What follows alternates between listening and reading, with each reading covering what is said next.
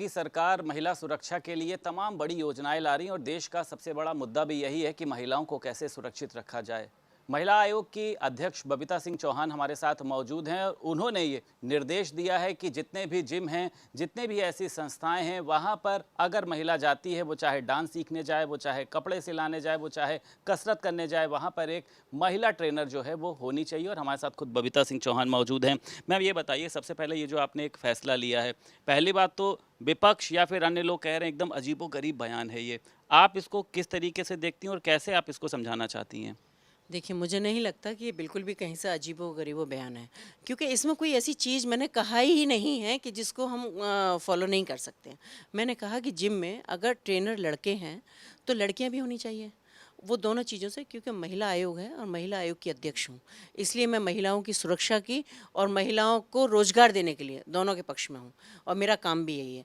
तो जब ट्रेनर अगर 10 लड़के हैं और वहाँ अगर 5 लड़कियाँ 4 लड़कियाँ भी अगर रहेंगी, तो मुझे लगता है कि लड़कियों को भी रोज़गार मिलेगा। आज कौन सा ऐसा फील्ड है जहाँ लड़कियाँ काम नहीं कर रही हैं।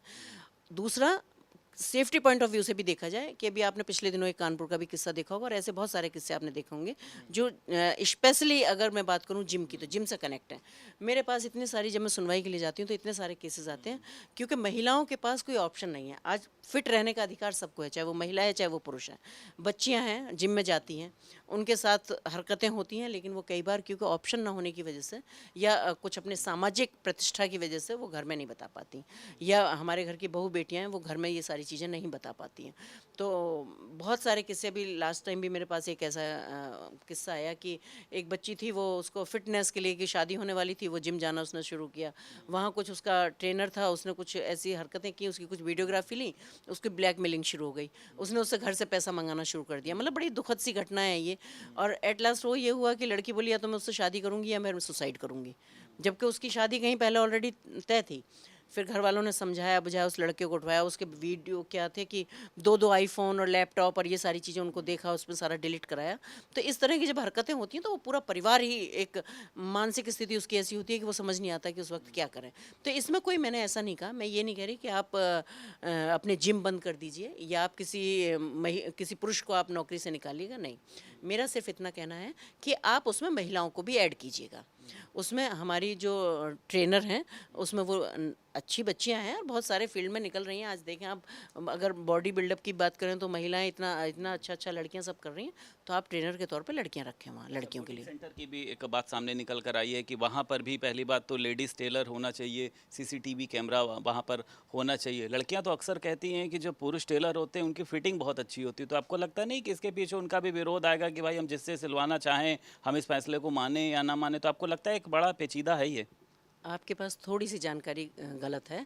मैंने ये नहीं कहा कि महिला टेलर होना चाहिए, मैंने सिर्फ ये कहा है कि मेज़रमेंट के लिए महिला होना चाहिए। तो क्योंकि ये मैं भी समझती हूँ। और दूसरा, मैं आपको बताना चाहूँगी कि अगर मैं इसमें भी बात करूँ तो 90% जो टेलर हैं वो जेंट्स हैं, लेकिन वहाँ कोई भी व्यवस्था ऐसी नहीं है। जब मेज़रमेंट की बात आती है तो वो टेलर ही लेते हैं।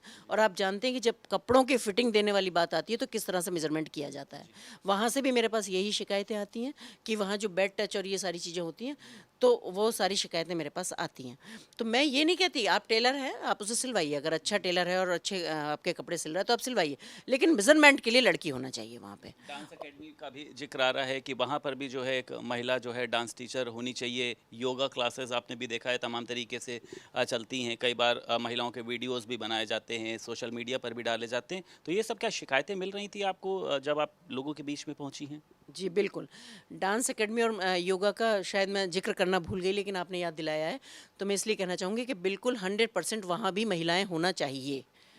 और मैं ये भी आपको बताना चाहूँगी कि जैसे कुछ, अगर आप कह रहे हैं कि जैसे महिलाएं विरोध करेंगी, तो महिलाएं विरोध नहीं करेंगी, क्योंकि वो फिर वो उनकी स्वेच्छा पर निर्भर करेगा। मैंने जैसे कहा कि अगर जिम की बात की जाए तो जिम में ये कहा कि भाई महिला ट्रेनर होना चाहिए। अगर कोई महिला अपनी स्वेच्छा से चाहती है कि मैं किसी पुरुष को ही ट्रेनर लूँगी, या वो मुझे अच्छी ट्रेनिंग दे सकता है, या मुझे अच्छा योगा करा सकता है, या अच्छा जिम करा सकता है, तो वो उसकी स्वेच्छा पर निर्भर करता है। लेकिन वो इस बात को लिख के दे कि मैंने अपनी मर्जी से इस ट्रेनर को लिया है। तो वो जिम का जो मालिक मालिक है उसकी भी ड्यूटी बनती है कि वो उस महिला से लिखवा के लिए कि भाई वो अपनी मर्जी से उसको ले रही हैं। कल को अगर कोई घटना होती है या उनकी मर्जी के खिलाफ कोई काम होता है तो उसका हमारा शासन प्रशासन कोई जवाबदेही नहीं होगी। नंबर एक। नंबर दो, मेरा ये भी है कि जितने भी वहाँ ट्रेनर हैं वो लड़का हो या लड़की हो, लेकिन उनका पुलिस वेरिफिकेशन जरूर होना चाहिए। जबकि आप देखते होंगे कि कम से कम 60-70% तो ऐसे हैं कि जिनमें कोई पुलिस वेरिफिकेशन है ही नहीं।